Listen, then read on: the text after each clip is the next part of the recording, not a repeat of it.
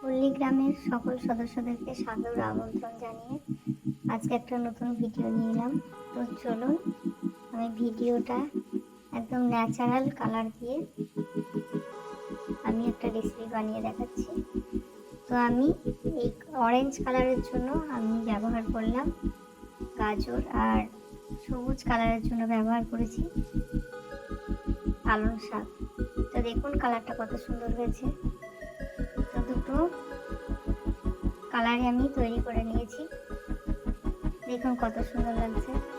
এবার আমি সাদাটা করে নিচ্ছি, সাদাটা আগেই করে নিচ্ছি যাতে অন্য কালার মিশে না যায়। দেখুন, আর এর সঙ্গে ঘি আর সাদা তেলটা দেওয়ার কারণে অনেকটা সফট হবে ডোটা। দেখুন কত সুন্দর অরেঞ্জ কালার, একদম ন্যাচারাল, পেটে কোনো সমস্যা হবে না এরকমভাবে বানালে। এবার দেখুন পালং শাকের রসটা দিয়ে আমি সুন্দর একটা সবুজ ডো বানিয়ে নেব। এখানেও তেল ব্যবহার করছি যাতে সফট হয়। দেখুন তিনটে কালারই আমার তৈরি। তো এবার একটু ভালো করে একটু হাতে পানি লাগিয়ে লাগিয়ে নিতে হবে। তিনটে কালারই আগে সাদাটা করতে হবে, তারপর অরেঞ্জ, তারপর সবুজটা, তাহলে একে অপরের গায়ে লেগে যাবে না। এবার আমি এরকম লম্বা লম্বা করে দেখুন কিভাবে বানাচ্ছি। এটা একটু লক্ষ্য করুন, খুব সহজ। আমিও প্রথমে ভেবেছিলাম হয়তো পারবো না, কারণ এটা আমার ফার্স্ট টাইম বানানো। একটা গায়ে একটা লেগে যাবে না। প্রথম একটু অসুবিধা হচ্ছিল, তারপর ভীষণ স্পিড বেড়ে গিয়েছিল। দেখুন কোনো স্পিড বাড়ানো নেই এগুলো।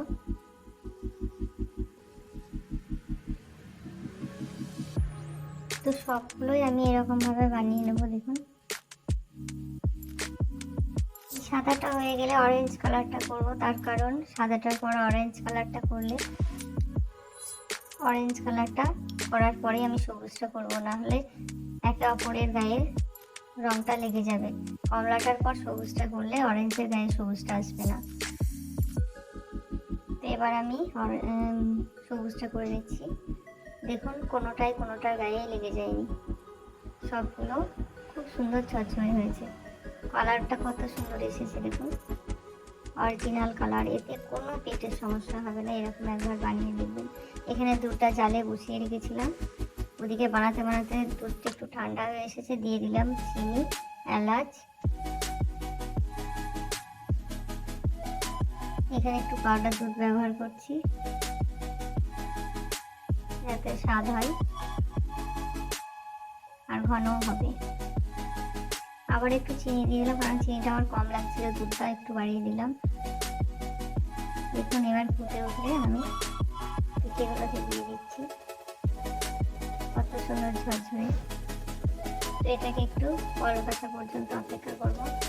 আমি 5 মিনিট মতো ফোটাবো, 5 মিনিটের মধ্যেই ঘন হয়ে আসবে।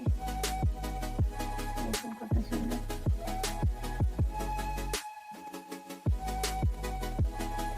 তো বন্ধুরা, আমার এই ভিডিওটা কেমন লাগলো?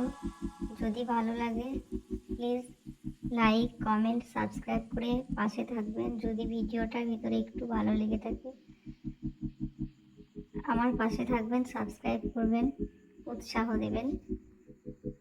আর এরকমভাবে বানিয়ে একবার বাড়িতে খাবেন, দেখবেন কতটা স্বাদ। বাড়ির লোকেরাও অনেক প্রশংসা করবে, ছেলেমেয়েরাও অনেক পছন্দ করবে। তো ভালো লাগলে সবাই পাশে থাকবেন। ধন্যবাদ।